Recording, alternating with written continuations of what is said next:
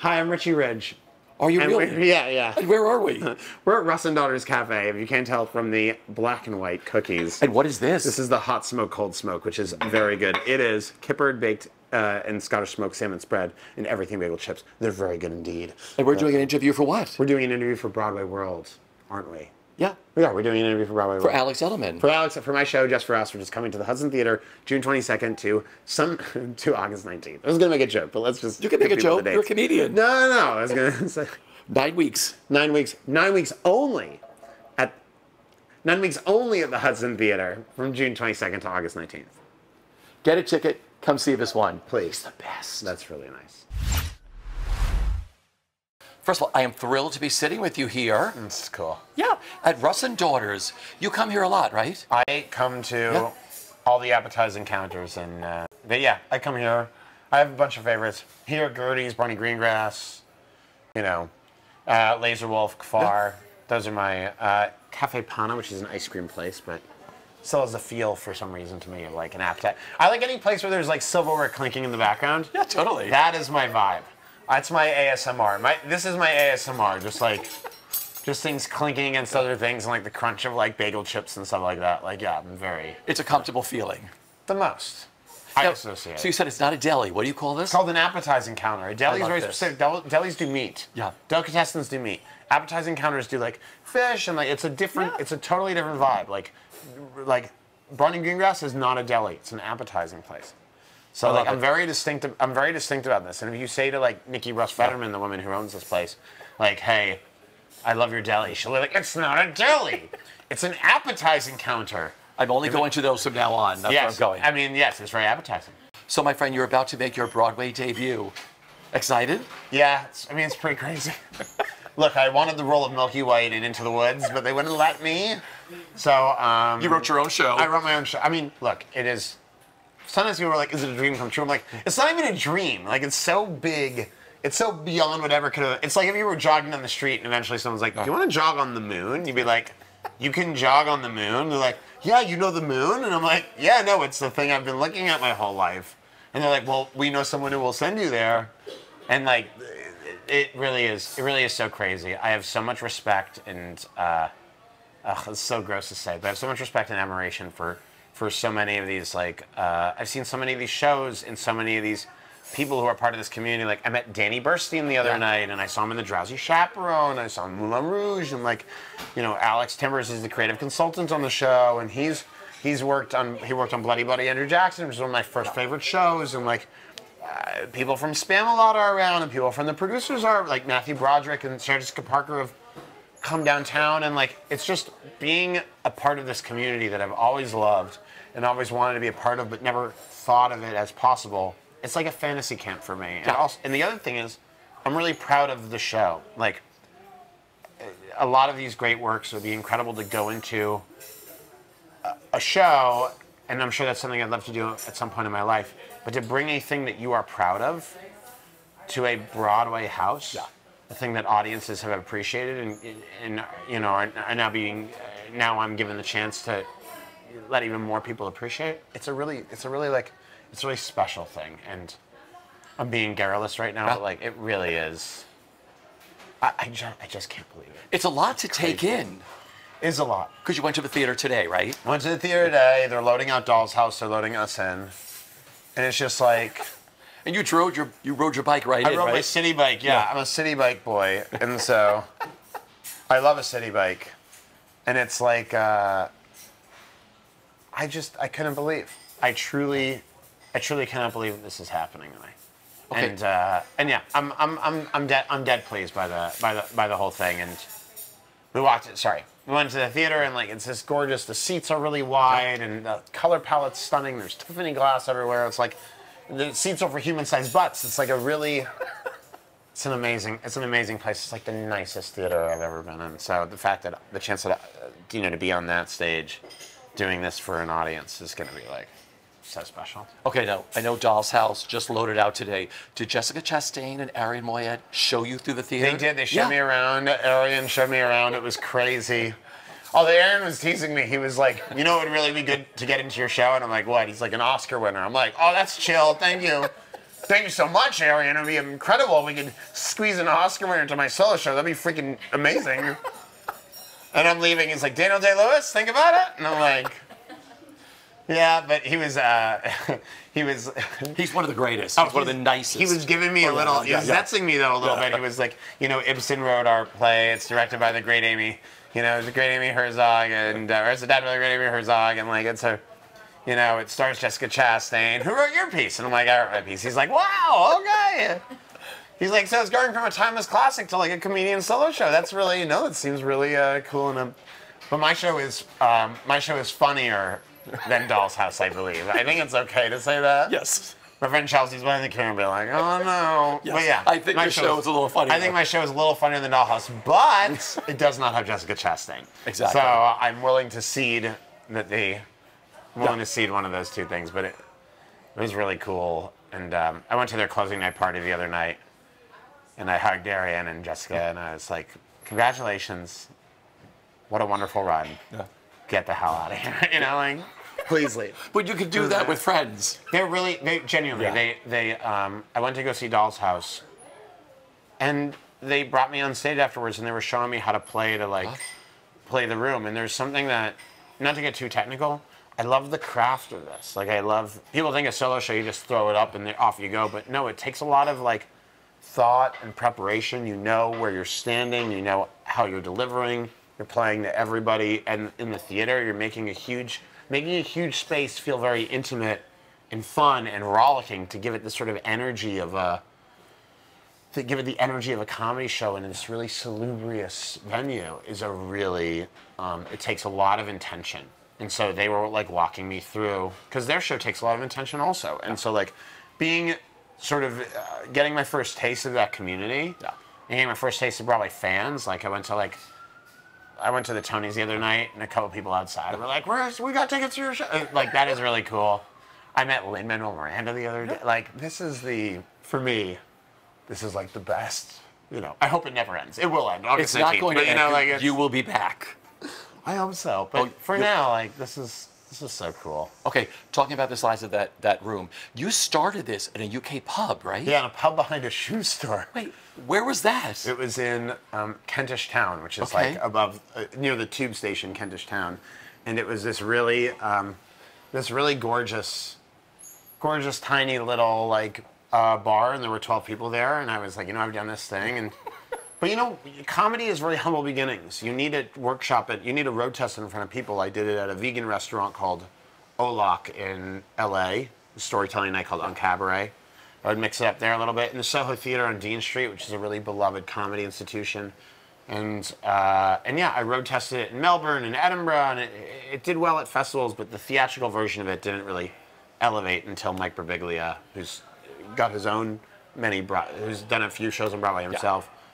He got a hold of it. He's like, you should think about this and think about this. And those elevations really sort of pushed us to the next level. And that's when we went up in New York. So. Okay, let's talk about Mike. He's one of my favorite comedic storytellers. I mean, there's no one better than him. He's Spalding Gray, but without the being dead part. Yeah. He's really, he's so funny. Yeah.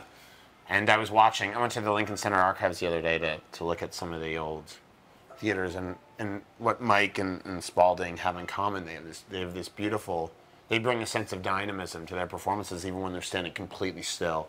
And Mike's truly a master craftsman. Yeah. You've seen his shows. Oh, many, yeah. Oh, they're so good. So he's one of your dearest friends. Let's talk about what he offered advice and honing this for Broadway, because I know he works a long time on his shows. Oh, I work. You do too. This show's taken 4.5 years. Yeah. This show's crazy. This show is this show's the longest relationship I've ever had. It's been except with my parents. I've been with them about 10 years, and so we'll see how it goes. But yeah, the show's the longest relationship I've had, and so Mike really works on his shows, and he works it out at the Comedy Cellar, which is where thanks to him and Noam and Esty who run it, that's where I work out now too, and so it's where I sort of shave the edges off my shows and trim the bottom a little bit and figure out how things work. But Mike gives notes that only probably 10 or 15 people on the planet would know to give. And so having that, you know, Mike saw the show at the Lortel. He put it up for one night at the Lortel to sort of see what it might look like on a stage. And I invited everyone I'd ever met. I don't think I've told anyone this. And anyone I've ever met. And then they came, because it was a hometown show, my friends were like, ah, and I got off stage and Mike was like, B to B minus. I was like, B minus, the best show I've ever done. And Mike was like, it could be better if you like tried this, this, and this. And so we had some shows coming up in England, in like rural England.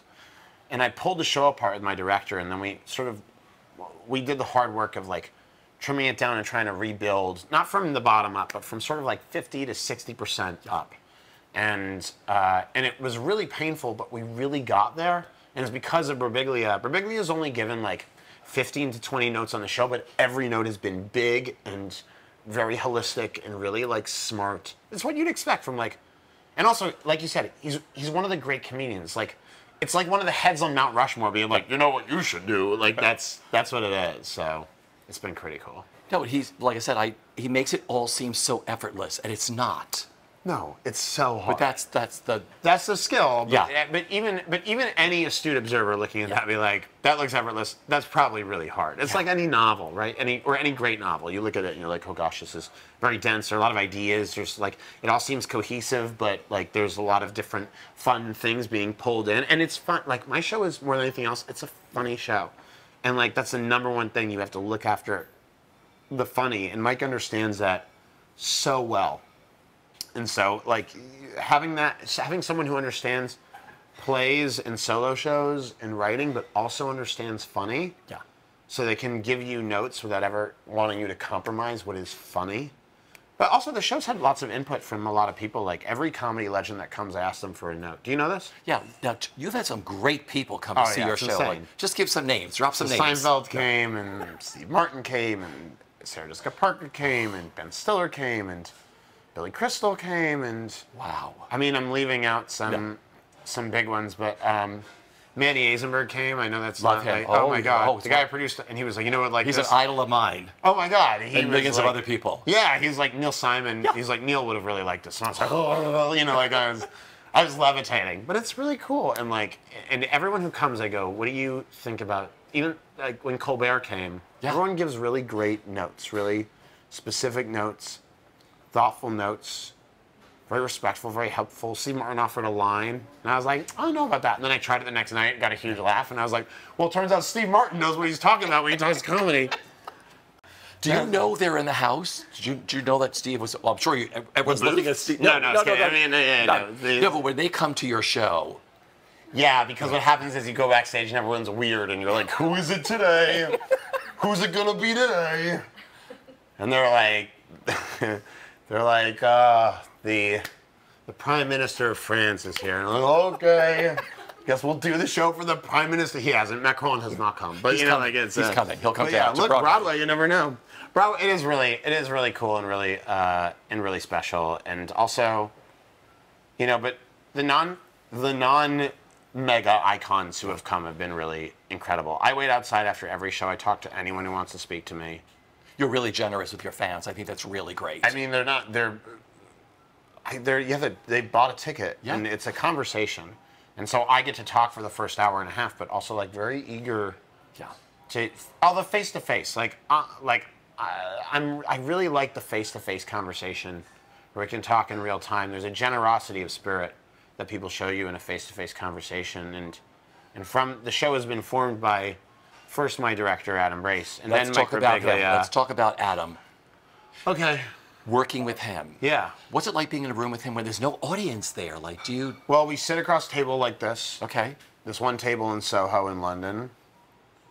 And Adam drinks a cider, and I drink a white beer, and I throw things at him.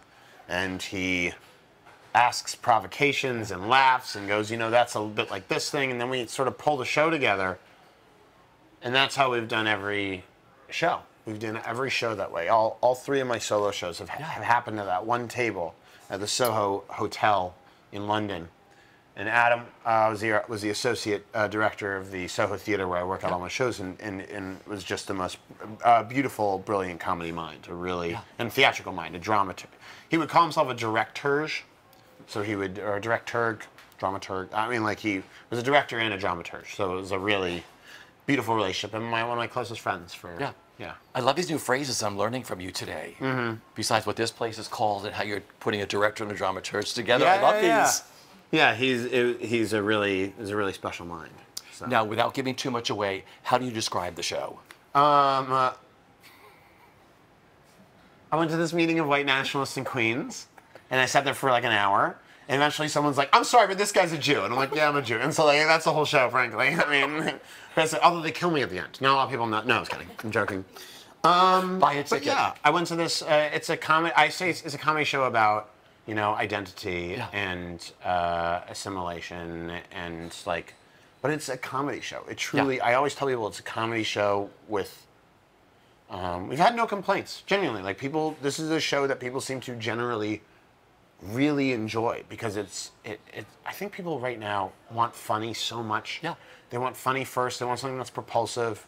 But it also, for people who don't love stand-up comedy, it's got a theatrical heft. For people who find theater sometimes a bit hefty, it's got the light touch of comedy. So like it's a real comedy theater blend, which I think is got just enough for people from both camps, which I really like. I like work that can have valence to everyone. Like the show is. Jews have really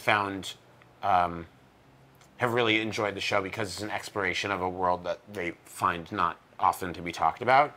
And non-Jews really like the show because it's like... It's funny. Because it's funny and people can empathize with people can enjoy a story that, with the help of many people, is well told. So like, we've had that, and it's been a really delightful, easy... accessible project for Jews and non-Jews. I'm like so happy with the mass appeal of this piece of work. What are you looking forward to the most? All kidding aside. I gotta be honest. Yeah.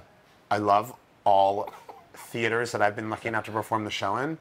To perform the show in a theater where the seats are comfortable and people are really like, I'm gonna be a professional comedian, but it's gonna be like a professional audience. Like the conditions are right in a Broadway house. Like it's like, most theaters are really beautiful, but they're like